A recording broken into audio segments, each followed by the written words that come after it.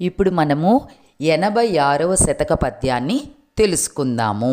ఓ స్వామి నైమిస వెంకటేశ, నిన్ను మేము మనస్ఫూర్తిగా శరణాగతి వేడుకుంటున్నాము తండ్రి. పట్టుకొని మిండుమిట్టులే ప్రణవమూర్తి, అంటి పెట్టుకునుండు మా అమృతమూర్తి, మాటలందాటలాడు మా మధురమూర్తి, వేదరసమూర్తి నైమిస వెంకటేశ. ఓ స్వామి మా చెయ్యి పట్టుకొని విడవకుండా మమ్మల్ని నడిపించు.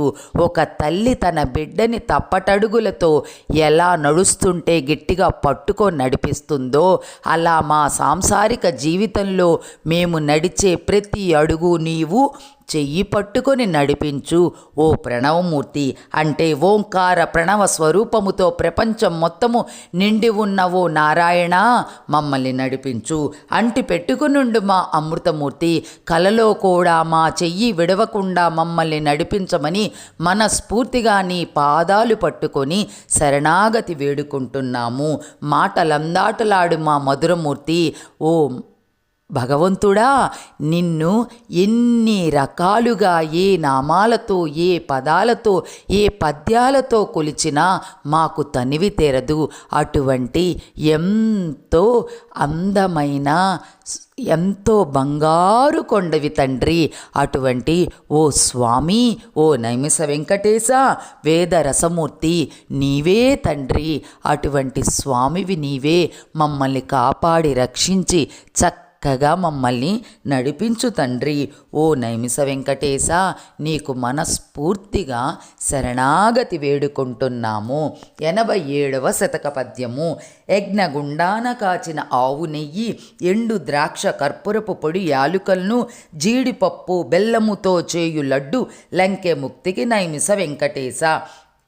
ఓ నైమిస వెంకటేశ, యజ్ఞగుండంలో కాచిన ఆవు నెయ్యి, ఎండు ద్రాక్ష, యాలుకలు, పచ్చకర్పూరము, జీడిపప్పులు, నైమిసంలో పండిన చెరుకు బెల్లముతో కలిపి చేసిన లడ్డు ప్రసాదమై ముక్తికి లంకె అని భావిస్తున్నాను తండ్రి. ఓ నైమిస వెంకటేశ, నీకు లడ్డు ప్రసాదము నైవేద్యముగా పెట్టి మేము ఆ నైవేద్యాన్ని స్వీకరిస్తున్నాము తండ్రి. ఆ విధముగా మా గుండెలో కొలువై ఉండు తండ్రి. ఓ నైమిస వెంకటేశ. 88వ శతక పద్యము. అందిని మేలు కలదిక గంధమింక కంఠమున రాయి కవినవును, గాయకుడను ఎదకు రాయగ జ్ఞానియై సదయుడవును, వేద ఋషి అవును నైమిస వెంకటేశ. ఓ నైమిస వెంకటేశ, నీ శరీరానికి రాసిన గంధము కొంచెము కంఠానికి రాసుకున్నవాడు కవి అవుతాడు, గాయకుడవుతాడు.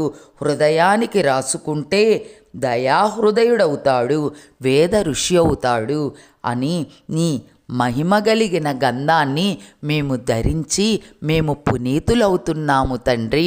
ఓ నైమిస వెంకటేశ, మమ్మల్ని అనుగ్రహించు తండ్రి. 89వ శతక పద్యము. ఇలను నొక్కొక్క దుర్మార్గుడెదురుపడగా తగిన రీతిని వర్తించి నిన్ను తలుచుకొందు, సర్వతంత్రాల నెరిగి ప్రసన్నుడు వలె వేసెదవు వేటు నైమిస వెంకటేశ. స్వామి, నాకు ఏ దుర్మార్గుడు ఎదురుపడినా నిన్నే తలుచుకుంటాను. ఈ అనంత కాలములో ఎంతమంది దుర్మార్గుల్ని ఎన్ని రకాలుగా వంచావయ్యా. ఓ నైమిస వెంకటేశ, నీ పెదాల మీద చిరునవ్వు చెరగకుండా వేటు వెయ్యటంలో నీ సాటి ఎవరూ లేరు తండ్రి.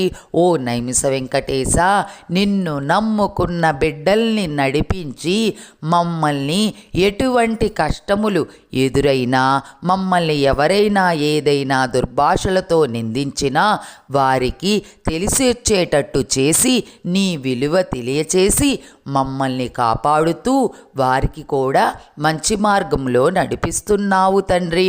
అటువంటి ఓ పరమాత్మ, నీ లీలా విశేషాలు తలుచుకున్నా చాలు మా జన్మ ధన్యమవుతుంది. 90వ శతక పద్యము. తెలుగుపై కాక ధనముపై దృష్టి ఉన్న ఇట్టి అమృత వాగ్ర సిద్ధి తట్టిరాదు కొంత అర్థమైనది ఓ అనంత, అదియు వింతలో వింత నైమిస వెంకటేశ. స్వామి, తెలుగు భాషపై గాక నా దృష్టిని ధనం మీద పెట్టి ఉంటే ఈ అమృతవాక్కు, ఈ రససిద్ధి రాదుగా. ఓ స్వామి, డబ్బు మీద, బంగారం మీద, ఇతర మమకారాల మీద మాయలో ఉండి నేను ఉన్నట్టయితే నాకు ఈ భగవంతుడి యొక్క నైమిష శతకాన్ని, ఈ వాక్కుని మాకు రాదు కదా. అందువల్ల ఈ మాయ మీద మమకారము తొలగించి నీ మీద ప్రేమను పెంచి ఈ విధంగా మా చేత నైమిష శతకాన్ని చదువుకునే భాగ్యాన్ని, చెప్పే భాగ్యాన్ని, రాసే భాగ్యాన్ని, ఆ కవిగారి ద్వారా వినే భాగ్యాన్ని మాకు ప్రసాదించావు తండ్రి. ఓ నైమిష వెంకటేశ, నీకు మనస్ఫూర్తిగా నమస్కారము చేసుకుంటున్నాము. ఓం నమో నైమిష వెంకటే